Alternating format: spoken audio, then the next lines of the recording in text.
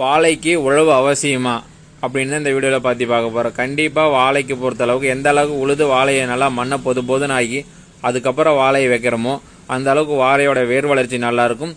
ஈல்டும் உங்களுக்கு அது மாதிரி இன்க்ரீஸ் ஆகியிருக்கும். ஈல்டு வைஸ் நல்லாயிருக்கும். நல்லா காட்டை ஓட்டி போட்டு ஒரு 10 நாள் காட்டை ஆற போட்ட பிறகு டிஸ்க்ளோன்னு சொல்லக்கூடிய சட்டி கலப்பை போட்டு கீழே இருக்கிற மண்ணை மேல் இருக்கிற மண்ணை நல்லா கீழே போட்டு நல்லா உழுது மறுபடியும் ஒரு வாரம் 10 நாள் நல்லா காட்டை ஆற போட்டு அதுக்கப்புறம் நம்ம என்ன பண்ணால் ரொட்டாவேட்டர் போட்டு நல்லா காடை சவனை நல்லா நெகுன்னு உளுந்து வச்சிடலாம். ஏக்கராவுக்கு 4 மூட்டை ஜிப்ஸும் 2 மூட்டை சிங்கிள் சூப்பர் பாஸ்பேட்டு கலந்து லாஸ்ட்டாக பார் போட்டு அதில் வாழைக்கண் நடவு பண்ணும்போது உங்களுக்கு வாழைக்கண்ணோடைய வேறு வளர்ச்சி நல்லா இருக்கும். உங்களுக்கு ஈல்டு வைஸ் லாஸ்ட்டில் பார்க்கும்போது உங்களுக்கு நல்லா டிஃப்ரெண்ட் தெரியும். எந்த அளவுக்கு ஓட்டி வைக்கிறீங்களோ அந்த அளவுக்கு ஈல்டு வைஸ் டிஃப்ரென்ஸ் தெரியும். உங்களுக்கு நார்மலை விட மகசூல் அதிகமாக அதிகரிக்கலாம். மேலும் தகவலுக்கு வேளாண் நண்பன் யூடியூப் சேனலை சப்ஸ்கிரைப் செய்து கொள்ளுங்கள்.